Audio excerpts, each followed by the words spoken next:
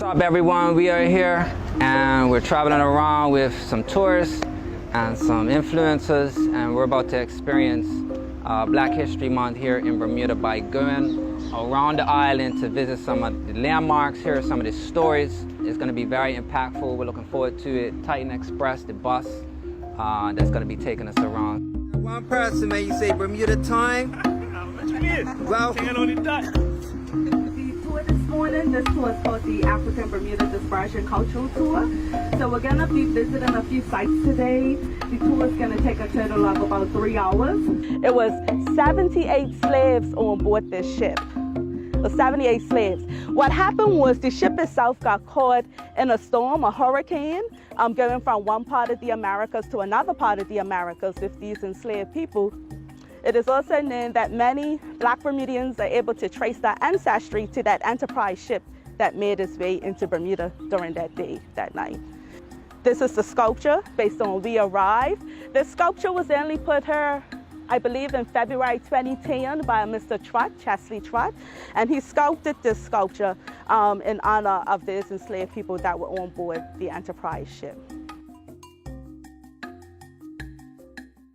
As you can see, this is a plaque here of Mary Prince.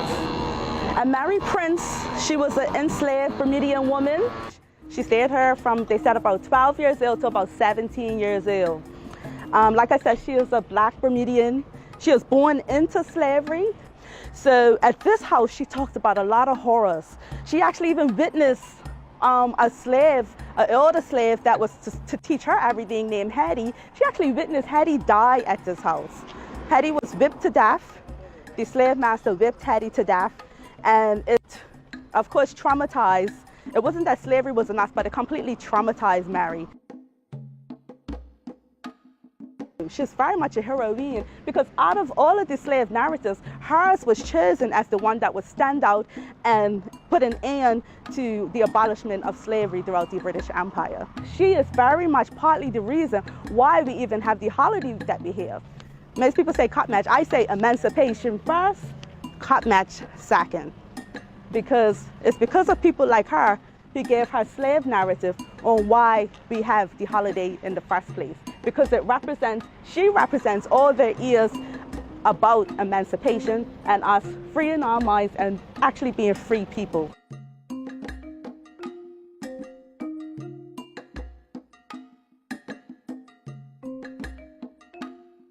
This is Verdmont, which is a historic mansion. It dates back to around 1710, and it is one of the oldest stone houses in Bermuda. So it was one of the very early ones that was built out of stone as opposed to wood with palmetto thatch roofs. It is also a very early example of basically early Georgian design or Palladian design, which is intensely symmetrical, as you'll see. So you have 4 rooms downstairs, 4 rooms up. You have a series of windows that are more or less lined up, except of course for our door here, which is off-center, and when you go inside you will see why.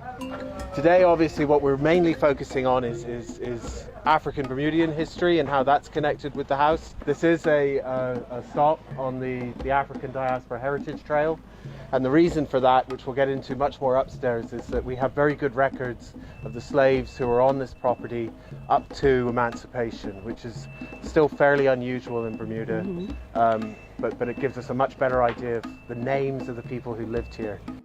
So there are 2 other things about Verdmont that make it quite a unique house. The first is that it only ever had only 2 families ever owned it.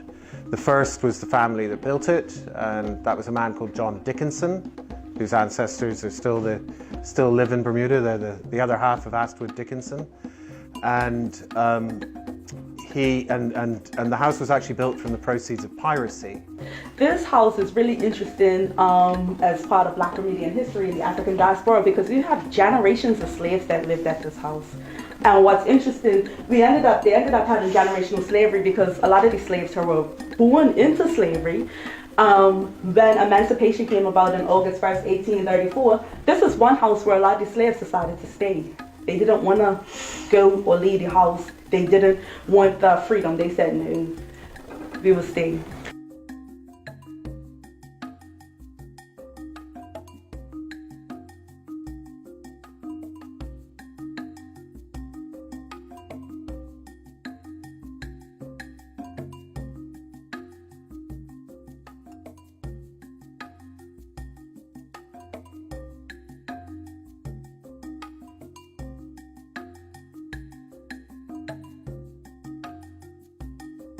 So this is the hill right here, Jaffrey's Cave. Jaffrey, he was a young man, approximately between 15 to 17 years old. And of course, Jaffrey, he was an enslaved person, but they believe he might have came from the Vermont, where we just came from house, because of the proximity of how he came to here. With Jaffrey, he decided one day that he's not going to accept his lot in life as being an enslaved person, and he wanted freedom. So he left the plantation, the house where he was being an enslaved young man. He journeyed all the way over to here. And just think about it for a minute. Just imagine, it was a path cleared for us to get her. He didn't have any path. He had no path to get her, but he made his way over here. Eventually, his slave master realized that he was not nowhere to be found, because of course every night when everybody went in, they took a count of the slaves at the house. Because again, we have to remember the slaves were pretty much like an accounting ledger. So he needed to keep track to make sure that he had all his money in his house. He found that Jaffrey was nowhere to be found. They called out a search party, and they actually went looking for Jaffrey about a good 3 weeks, close to a month, before they came about him. So he was actually in this area for approximately about a month. How they came about finding him was that one evening they followed a young slave girl. Every night she was just leaving with a little packet of something, and the slave master, he kept his eye on her and some others, and they said every night she's leaving, like, where is she going? And apparently they came to find that they followed her. The first night they actually said they got lost following her. They couldn't keep up with her. And then the second night, unfortunately, he called out a bigger search party, and they actually found her giving food to Jaffrey. So that's what she was doing. She was bringing him food every evening to here while he was here at the cave. Slaves of those ages were, of course, the most valuable. And so he was very valued, and they needed to have him back at the house doing what he needed to do. Again, I said, like Jaffrey, he didn't accept that as his lot in life. So, but we don't know what exactly happened to him afterwards. So this is the area in which we call Jaffrey's Cave.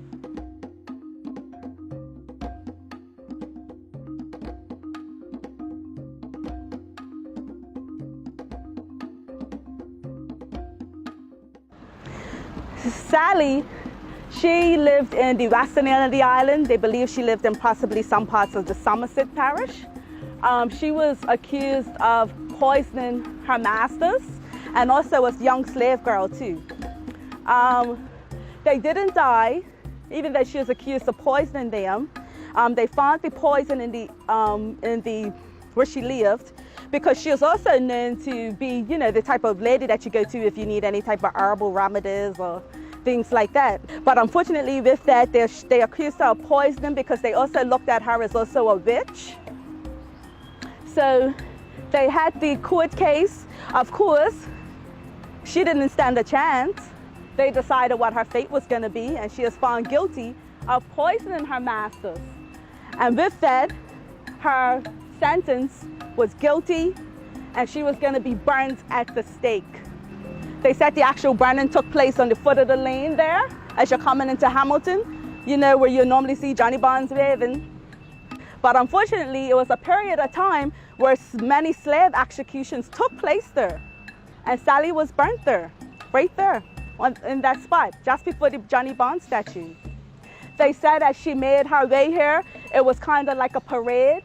Back then, the mindset of a lot of people, when this type of events took place, or you heard somebody was being executed, it was looked at as more of like a parade or a big event taking place. And so they said as she was in the horse and carriage coming her, she stood strong, she didn't cry, she just kept a straight face. And she even said to some of the people as they are hurrying her to watch her get burnt at the stake, I don't know what you lot's hurrying up for, because it ain't gonna be no fun until I get there. She is a matriarch, she is a strong woman. When I think of Sally, I think of definitely a warrior woman, and one who just, you know, she just spit in the face of what was called justice at that time. She spit in its face. She said, if they're gonna, take me down, I'll burn. That's just what it is. This is where her statue is. All of the information is also part of the African Diaspora Trail. Even with this statue in itself, this statue has a long storied history in itself, just the statue. It was first supposed to be erected up at City Hall. A lot of controversy there. Unfortunately, we still have a lot of people who are uncomfortable with these types of conversations, but it's history, it happened. The sculptor who erected it was Carlos Darling. And again, they say that a bit more controversy was with this actual statue. They actually wanted to have a forever flame going around her. Certain people wasn't comfortable with that either. So that's why we would have really had a flame going around Sally. Because could you imagine seeing a flame around her? If you're looking to be enlightened, or at least go on the path to enlightenment, then this tour may be for you. It was very, very rewarding, I think, to know that some of the stuff that I had no clue of, it's actually right here on this island.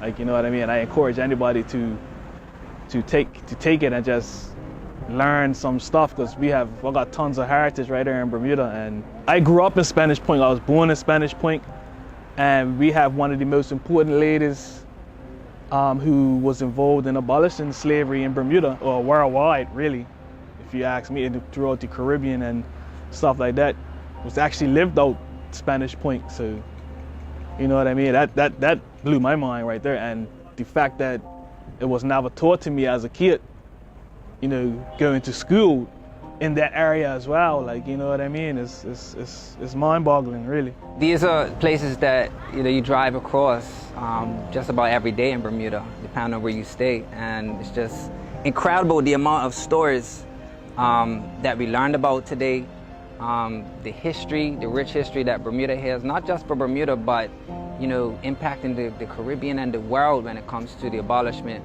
of slavery. So I would agree with everyone else in that you should check out this tour, write to the Department of Community and Culture, let them know once you experience it, how impactful it will be to everyone to be able to experience something like this. But I'm, like others have said, I'm as lost for words as to the amount of history and stories. History is a compilation of stories, some of which are told and some of which, like today, you never really heard about. So it's important that these stories as well are included in overall what we call our history.